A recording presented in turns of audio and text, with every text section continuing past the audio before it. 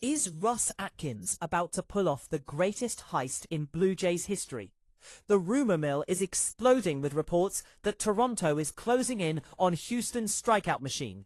And no, we aren't talking about a trade for Hunter Brown.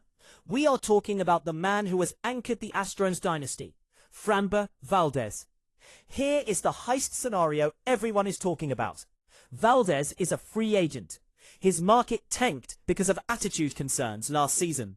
While the Orioles and Yankees are scared to pay him, reports say the Blue Jays are trying to sign him on a short-term, high AAV deal that would give them the scariest rotation in baseball. Imagine adding a guy with a 3.00 ERA to a rotation that already has Gausman and Cease. That isn't fair. That's a robbery. But here is the catch. Breaking reports from Detroit suggest the Tigers might have already offered him $115 million. Did the Jays hesitate too long? Or is Atkins waiting to swoop in if the physical fails? If this deal happens, book the parade. If not, we just got played. Comment below. Is Framber Valdez worth the risk for $30 million a year? Or should we trade for Hunter Brown instead? Let's talk numbers, because Brian Abreu's 2025 season was nothing short of spectacular. He posted a 2.28 ERA across more than 70 appearances. In today's game, where relievers are volatile and prone to blow-ups, that is practically Hall of Fame territory for a setup man. But ERA can be fluky, right? Guys get lucky with timely double plays or gold glove defenders bailing them out. That is why you have to dig into the peripherals, the advanced stats that separate the pretenders from the legitimate studs. And holy hell does Abreu pass that test with flying colors. First, let's look at the velocity. His fastball sits at 97 miles per hour, which immediately puts him in the elite velocity tier.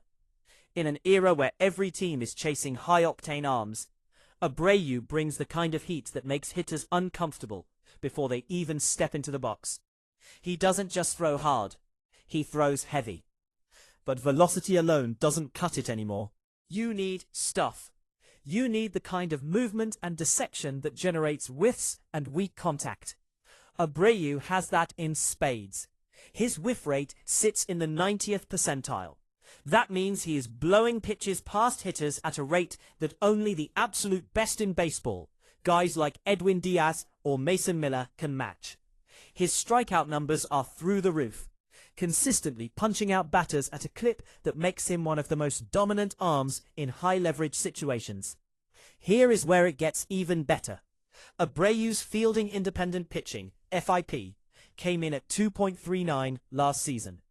For those not fluent in sabermetrics, FIP strips away everything a pitcher can't control, things like defense and luck on balls in play, and focuses purely on what the pitcher does control: strikeouts, walks, and home runs.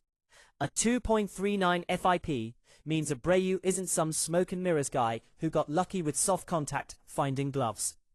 He is legitimately elite at missing bats and avoiding hard contact. Even if he regresses slightly, and all players do year to year, he is almost certainly going to post an ERA south of 3.00. In today's offensive environment, that is borderline unhittable. Now let's talk about why Toronto desperately needs a guy like this.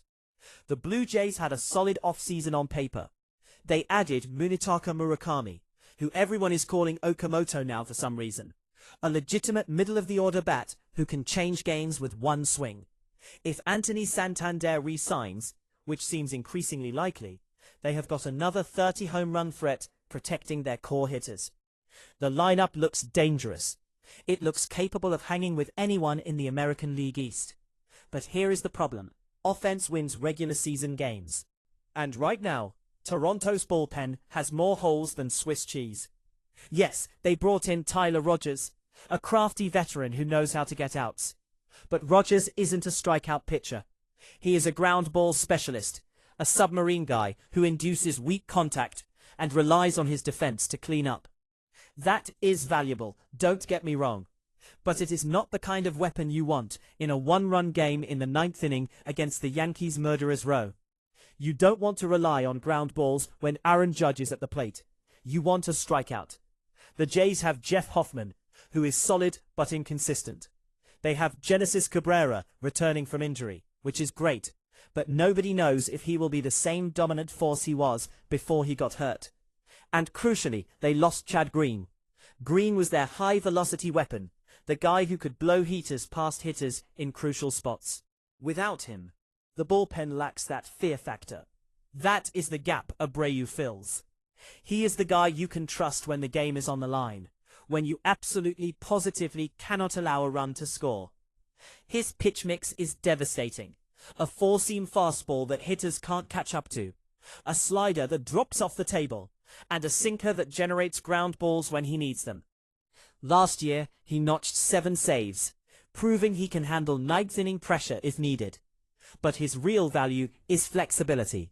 He can close games, sure, but he can also dominate in the 8th inning to bridge to your closer.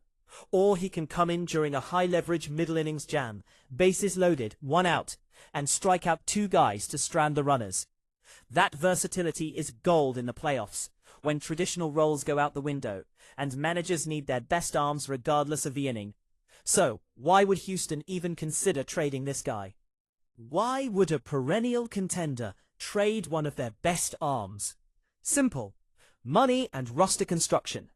Abreu is entering his final year of arbitration, which means he is due roughly $6 million this season. In a vacuum, that is a steal for production like his. But here is the catch. After 2026, he becomes a free agent.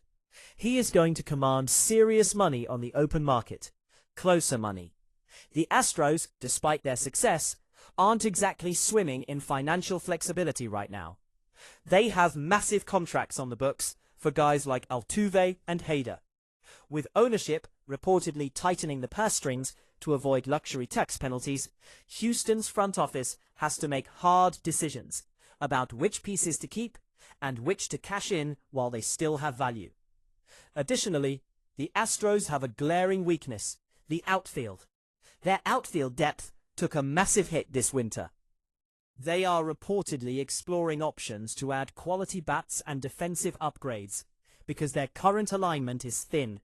They need controllable, affordable outfielders who can play every day. The Blue Jays, meanwhile, have outfielders coming out of their ears. Nathan Lukes, Davis Schneider, Joey Lopafido. These are all guys with major league experience who don't have clear everyday roles in Toronto. The Jays are stacked in the outfield, to the point where they are going to have to make tough roster decisions anyway. They might have to waive someone just to clear a spot. So, why not package one of those guys? Why not throw in a mid-tier prospect and land yourself a legitimate shutdown reliever? It solves Houston's problem, outfield depth plus saving money. And it solves Toronto's problem, elite bullpen arm. It is the definition of a win-win trade. Let's game out what a potential trade package might look like, because this is where it gets exciting for Jays fans. Joey Lopafido seems like the most natural fit. Why? Because he is a former Astros farmhand. Houston's front office knows him intimately. They drafted him, they developed him, and they saw his potential firsthand before trading him to Toronto in the Yusei Kikuchi deal. There is existing familiarity and trust there, which often greases the wheels on trades. Lopafido has legitimate tools. He can play multiple positions, he has some pop in his bat, and crucially, he still has minor league options remaining. For Houston, he represents controllable depth they can plug into their outfield rotation immediately, or stash in AAA as insurance. Alternatively, the Jays could offer Nathan Lukes. Lukes is a 28-year-old journeyman who has bounced around the league, but he has shown flashes of being a solid fourth outfielder. He isn't going to wow anyone with MVP numbers, but he is a professional hitter who can play defense and fill in when injuries hit. He is cheap, reliable depth, exactly what Houston needs. Or maybe Davis Schneider. Remember Babe Schneider? He had that historic hot start to his major league career before cooling off considerably. But Schneider still has upside. He has power tools, he has plate discipline, and he has years of team control left.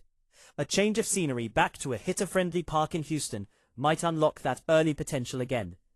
Any of these guys, plus a back-end prospect, someone ranked between 10 and 15 in Toronto's farm system, probably gets the deal done. Here is why this is such a no-brainer for the Blue Jays. Their prospect system has been restocked. A few years ago, trading a mid-tier prospect would have hurt.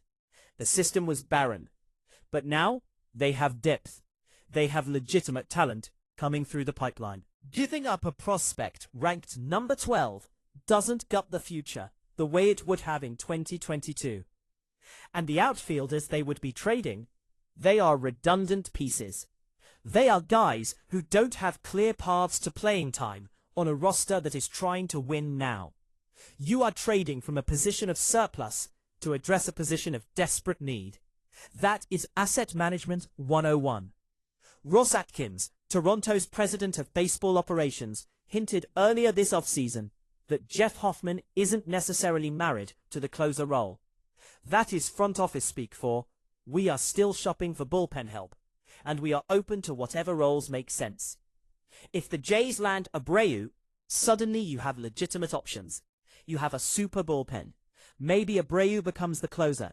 You use his high-octane 97-mile-per-hour stuff to slam the door in the 9th inning. He has the mentality for it. Maybe Hoffman stays in the closer role, and Abreu dominates the 8th inning. This gives you a ridiculous 1-2 punch that opposing lineups have to navigate. If you are trailing the Blue Jays after the 7th inning, the game is effectively over. Either way, you are looking at a bullpen featuring Brian Abreu, the flamethrower, Jeff Hoffman, the reliable closer, Tyler Rogers, the submarine specialist, Genesis Cabrera, the lefty weapon. That is a championship-caliber relief corps. That is the kind of group that can shut down the Yankees, the Orioles, or the Red Sox when games get tight in September. It gives the manager John Schneider endless matchup possibilities. He can play the numbers game. He can ride the hot hand. He isn't forced to rely on a rookie in a high-leverage spot. Speaking of the competition, let's talk about the American League East, because this division is going to be an absolute bloodbath in 2026. The New York Yankees still have Aaron Judge, the best player on the planet. They have surrounded him with enough talent to compete for the pennant every single year. Their lineup is terrifying. The Baltimore Orioles went on an absolute spending spree.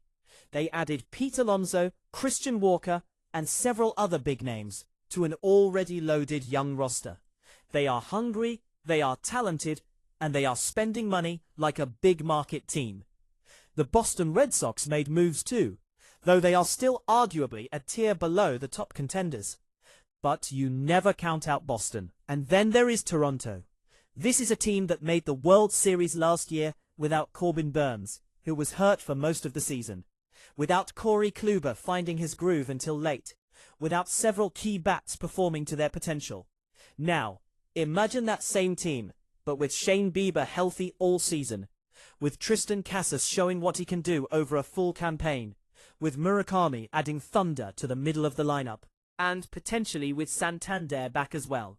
The projections from Zips, one of the most respected forecasting systems in baseball, actually have the Blue Jays finishing first in the American League East. That isn't a homer take from a Canadian sports blogger.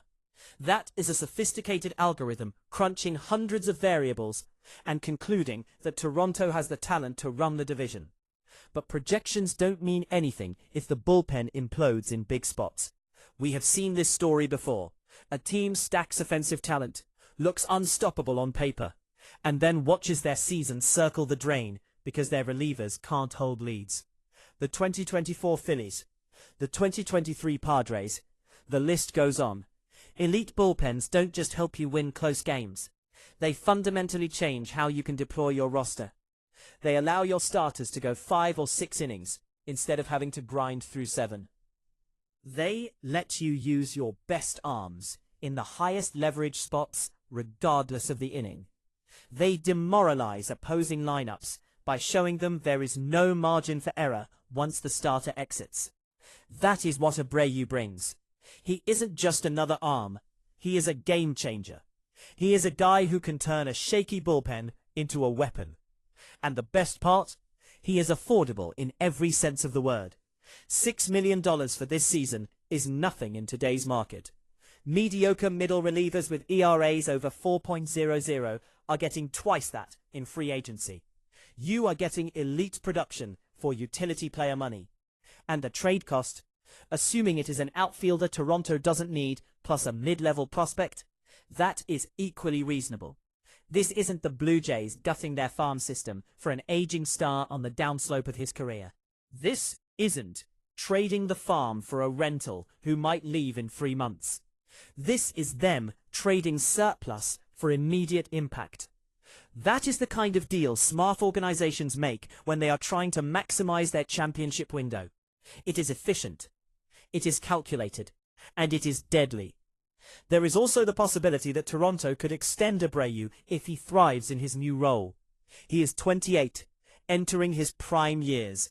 If he continues producing at this level, locking him up long-term makes all the sense in the world. He could be the closer of the future.